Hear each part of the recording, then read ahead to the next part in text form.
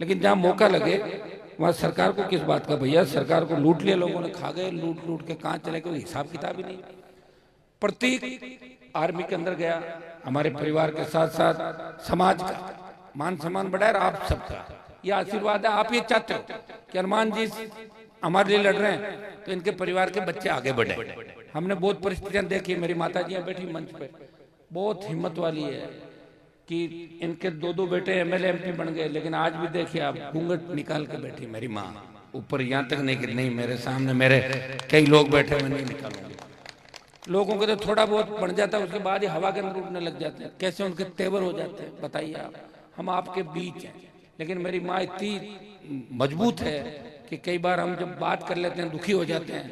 मेरी माँ ने वो दिन भी देखे कि किस तरह हमारे दो दो भाई चले गए थे, और इसलिए चले गए थे कि हम बीजेपी के अंदर थे, और कांग्रेस ने हमारे परिवार का राजनीतिक शिकार किया। और जिन लोगों ने राजनीतिक शिकार किया उनको भी मैंने 5-5 बार हारने के बाद विधायक बनाया। मजबूरियां थी, मैंने कभी बदले की भावना से काम नहीं किया। लोग कहते हैं हनुमान जी तो बदले की भावना से काम कर रहे हैं, काम कर कहाँ रहा हूँ, मेरी सरकार थोड़ी है। सरकार आने के बाद देखना, मैं बिल्कुल बदले की भावना से काम नहीं करूंगा, आप चिंता नहीं करें, एक बार सरकार बना दो अपने आप ठीक हो जाएगा। तो कर ही नहीं रहा हूँ, कहाँ कर रहा हूँ बदले की भावना से। अब तुम चाहते हो किसान का साहब कितने लोग कर्जा माफ कर दो, ये कर दो, वो कर दो, बिजली, मैंने तो बिजली तो चालू कराई। क्यों सर, 8 में आया जब लोगों के जमीन में पानी था, लोग जानते नहीं थे कि साहब पानी तो है, ट्यूबवेल खोद लें क्या, कि डर क्यों लग रहा है, बोले साहब पकड़ लेंगे। कौन पकड़ लेगा, मैं बैठा हूं ना, खोदो ट्यूबवेल, लाओ सामान, चलाओ, 1000, 10,000, 50,000 पत्थर तुम्हारे खेत का निकालो। मैंने जब इनको सक्षम कर दिया, तैयार कर दिया, इन्होंने क्या किया, मुझे हरा दिया। और ये सही बात है, अपने लोग समझदार नहीं है, समझदार होने में समय लगेगा अभी, और समय लगेगा जब मुझे लग रहा है तब तो पता नहीं हम लोग कहाँ होंगे। हो जाएंगे तो 28 तक हो जाएंगे, और नहीं होंगे तो भाई हमने तो लड़ाई लड़ ली, जगा दिया इस राजस्थान को देश के अंदर। मैं तो आपको याद होगा जब पार्लियामेंट के अंदर वो 3 लड़के कूदे थे, उस दिन उन्होंने गैस वहां स्मोक बम फेंका, सारे एमपी मिनिस्टर भागे, वो एक उसके ऊपर पड़ रहा है, एक उसके ऊपर मर रहे। तभी मैं ही लड़ रहा था पार्लियामेंट के अंदर, सिंगल आदमी। मुझे देख के 2, 3, 4 और आए बाद में कि अभी मर तो नहीं रहा है, तो चलो पास में। उसके बाद क्या, तो मैंने तो इस कौम का मान सम्मान बढ़ाने के लिए अपनी पूरी जवानी और जिंदगी समर्पित कर दी। बच्चे छोटे मेरे, टाइम नहीं दे पा रहा हूं बच्चों को, ये आप देख रहे हो सारा, क्योंकि मेरा टाइम आपका है।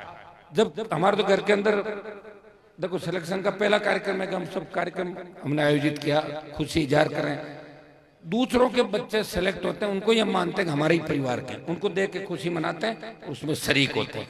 हम चाहते हैं कि एक मान लो मेरे घर का विकास हो जाए तो कौम का और पूरे जिले का विकास नहीं होगा, प्रत्येक व्यक्ति का विकास कैसे हो, प्रत्येक व्यक्ति अपने हक और अधिकार के लिए कैसे उसको उसका हक और अधिकार मिले। इस नागौर के अंदर मैं आपको बता दूं कि नागौर की चर्चा देश के अंदर होने लग गई। प्रधानमंत्री जी ने खुद मुझे कहा कि हुई तेजा जी कौन थे, वो बुलाया ना खरनाल, नाक रगड़वा दी, तो मैंने ही रगड़वाई। मेरे से पहले कितने लोग थे, कितने प्रधानमंत्री आए, बता दो मुझे भाई, मैंने प्रयास किया। अब कई लोग ऐसा मिंदर बनियो को नहीं, तो मिंदर तो 70 छोड़ दो, 1000 साल वीडियो बनाए तो कोई मना करियो।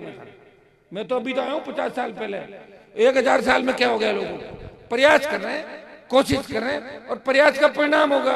ये सुख जी परेशान हो जाए, तेजादश में मिंदर बनियो को नहीं, अरे कुछ ही नहीं बना। नागौर में तो पीने का पानी नहीं था तुम्हारे पास, 8 के अंदर भी अगर मैं नहीं होता तो पानी नोखा दैया से रूपाराम जी डूडी और लड़के इसको सीधा डीड बना उधर ले जाते, क्योंकि बीजेपी के एमएलए हम थे नागौर, खींवसर, मेड़ता, डेगना, 4 हम बीजेपी के थे। तो अशोक गहलोत ने कहा ऐसा करो पानी को सीधा ही वहां ले जाओ कांग्रेसियों घर जीराम बोल रखे। मैंने कहा हम मरेंगे ना तब जाएगा पानी, यही जाएगा विधानसभा के अंदर, और इधर ही लाया पानी, पहले बाद में गया वहां पे पानी, ऐसे थोड़ी जा सकता पानी। देखो मेरे हाथ में जो है वो सही है, और मैं तय कर लेता हूं ना कि मुझे इस काम को रोकना है, तो फिर मैं रोकता भी हूं। और 100 में से 99 नंबर चल रहे हैं मेरे, 99 एक आध कोई आगे पीछे होगा, वो योग नहीं बैठ रहा, मैं क्या करूं, कौम का योग नहीं, किसान का योग नहीं, और जितने योग बैठ गया सब कुछ ठीक होगा। अब आप लोगों क्या है कि मैं ज्यादा नागौर में रहा ना, तो नागौर का हर आदमी सोचने लगा हनुमान जी तो क्या रोज यहाँ बैठे थे, तो एक बार हरा दो इनको दूर ना, तो हम जाते ही नहीं थे। बाबू जोर का कट दे, क्या जोर का नजदीक है, ये क्या रोटियां बनाओ, कटो मकान, ध्यान कितना नंबर कोठी बनाओ रोटी, रोटियां की स्थिति देखी नहीं, क्या क्या थी, हिस्ट्री पढ़ो पूरी। रामनिवास जी का परिवार तो फिर भी पैसे वाला था, नाथूराम जी का परिवार तो बहुत ज्यादा गरीब था भाई। हिस्ट्री ध्यान होनी चाहिए आप लोगों को कि 62, 57, 50, 52 में कौन पैसे वाले थे और कौन गरीब थे, और कौन गरीब किसकी गाड़ियों में घूमते थे, वो इतिहास तुम्हें ध्यान होना जरूरी है। यहाँ लोगों के इतिहास मैंने कुछ पढ़े लिखे लोग हमारे खिलाफ भी माहौल बनाते, अरे यार ये सीधे लोगों से मिल रहे, हमारी चौधर नहीं चली, तुम्हारी नहीं चलेगी चौधर, चौधर आम आदमी की चलेगी, मेरे पास कोई फर्क नहीं पड़ता। हार गए जीत गए, इतना बड़ा नाम हो गया कि ये तो चलता रहेगा। गाने बन गए पूरे देश के अंदर, भैया गाने नहीं बनते हर किसी पे, गाने बन गए। और शादी के कार्डों पे गणेश जी महाराज के साथ लोग फोटो छाप रहे हैं, तो इससे अंदाज लगा सकते हो ये तो क्रांति है, आंधी है, तूफान है। और मैं मेरे लिए नहीं लड़ रहा हूँ, मुझे सत्ता का सुख भोगना हो तो मैं तो कल जाके एनडीए ज्वाइन करूं और परसों मंत्री बनूं। और ये फपूंदे जितनी भी घूम रही बीजेपी के अंदर, इन फपूंदों का लात मार के भगा दूंगा 10 मिनट के, एक नहीं दिखेगा आपको लागू। लेकिन मुझे लोग अंगुली उठाएंगे, वो भाग गया बीच में, ये मैं सुन नहीं सकता। बीच में नहीं भागूंगा, लड़ाई पूरी लड़ूंगा, 28 की लड़ूंगा, उसके बाद देखूंगा। अगर राजस्थान में दम होगा 29 की लड़ लेंगे, और दम नहीं होगा तो फिर बंद कर देंगे। क्योंकि पार्टी भी पहली मैंने ही बनाई, 66 साल बाद राजस्थान में पार्टी बनाई। लोग कहते थे कहाँ है राजस्थान में पार्टी, कौन बना सकता है। अभी रोज जिद करता हूँ पार्लियामेंट में, लोकसभा के मेंबर लड़ते मेरे से, पंजाब वाले कल ही कह रहे थे अरे यार क्या कुछ होना तो है नहीं वहां पे, आप क्यों परेशान हो रहे हो। मैंने कहा परेशान भैया, पंजाब की अलग हिस्ट्री थी, पंजाब हरियाणा के लोग सीधे अंग्रेजों का अधीन थे, हमारे लोग तो जो अंग्रेजों का अधीन थे गढ़ किले वाले, वो उनके अधीन थे, 3 नंबर पे थे हम तो डायरेक्ट अधीन भी नहीं थे, जो अधीन थे उनके अधीन थे। हमारे सारे जो यहाँ के राजा महाराजे वो अंग्रेजों का अधीन थे और अपने लोग उनके अधीन थे, तो डबल हो गया ना, एक अधीन उसका अधीन। वो हरियाणा पंजाब के लोग सीधे थे, सर छोटू राम आए, चौधरी देवीलाल आए, चौधरी चरण सिंह आए, और हमने उनके नारे हमेशा लगाए। लेकिन अब देश का किसान का बेटा तेजाजी महाराज का जयकारा भी लगा रहा है और हनुमान बेनीवाल और नागौर का सम्मान के साथ देश में नाम ले रहा है। ये मेरी संघर्ष, तपस्या और मेरे परिवार ने जो कुर्बानी दी, वो नुकसान मेरे को ही हुआ है, किसी दूसरे को नहीं हुआ। आज माँ के पास जाके बात करूंगा ना कि किन लोगों की वजह से मेरे घर के अंदर कुछ कमी आ रही, कुछ खालीपन आया, वो कौन लोग थे, फिर भी उनको माफ किया, प्रयास किया।